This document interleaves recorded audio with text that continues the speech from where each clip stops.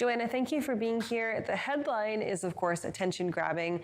It's all about bears and how interactions with grizzly bears has led to a lawsuit for one rail carrier. Talk to us a little bit about what's going on. Yeah, so two environmental groups, the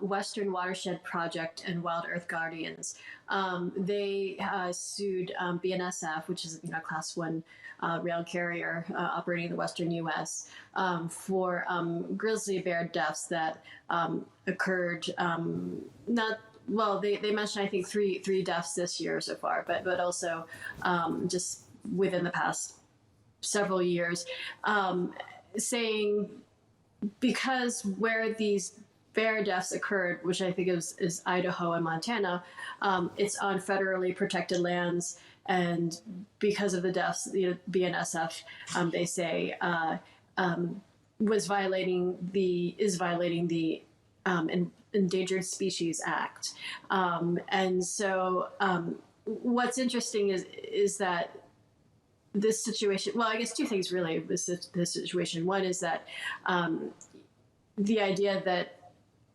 unfortunately, fatalities occur, bear fatalities,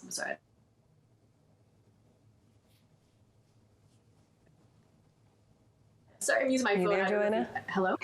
Okay, I'm there. Sorry. I'm using my phone. I should have put do not disturb. And so it's just kind of like, yeah, anyway, sorry.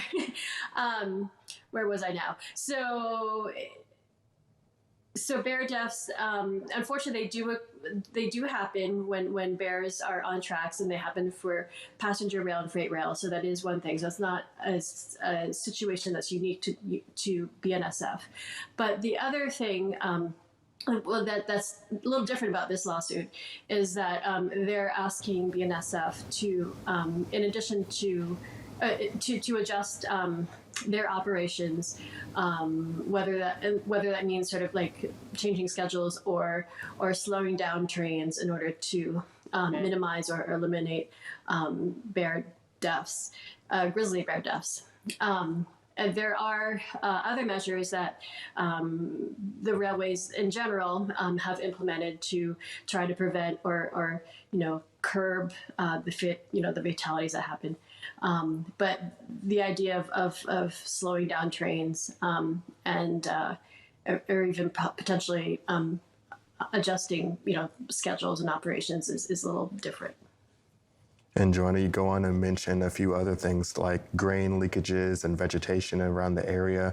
Are all these things that are typical in the rail industry for areas that they might travel in that might have a extensive wildlife presence?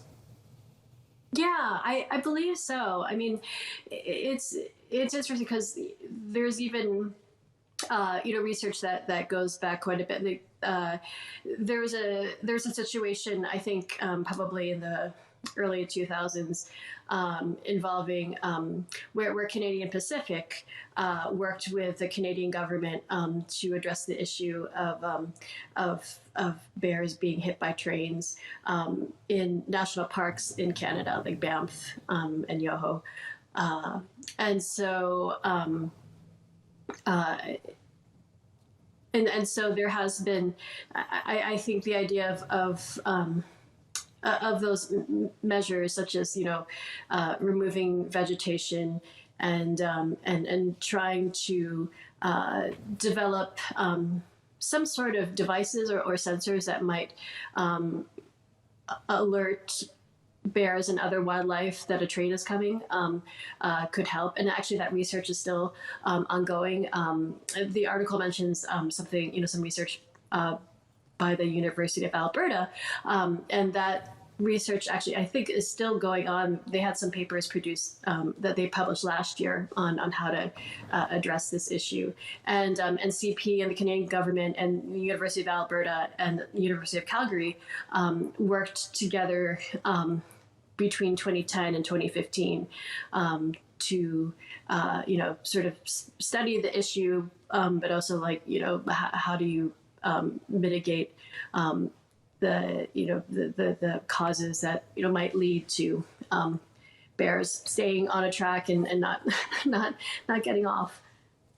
So, Joanna, of course, this begs kind of the bigger question about environmental impact versus transportation infrastructure, right? And kind of the differences that exist and whether, or I guess, whose responsibility it ultimately ends up being to protect these areas and protect these species. You mentioned, of course, that this happens on federally protected land, but where does that now leave us? Is it a debate between that we'll have to go to court with a lawsuit like this before it gets settled? Or is there an option for maybe something to come forward where federal governments work with your Class 1 railroads and your other transportation providers to figure out a good solution here? Right, yeah. So BNSF developed, what's it called? It's HCP, which is they developed a habitat conservation plan, which addresses the issue and their plans for mitigating the issue. The plan doesn't include, according to the environmental groups, it doesn't include reducing train speeds or adjusting operational schedules, but it does include like all the other measures, such as clearing vegetation, and that plan actually needs to be approved by the U.S. Fish and Wildlife Service. And so actually the environmental groups also sounded like they were critical of the agents of the federal agency for not yet approving that plan, because I think BNSF submitted it in 2021, and if railways don't submit that kind of plan, they can also submit, an application to sort of be exempt from, under certain conditions, to be exempt from the Endangered Species Act, or have like a permit that says, that sort of addresses this issue. So I think at the very least, having the lawsuit brings attention to the issue, because like I said, it's not necessarily something new.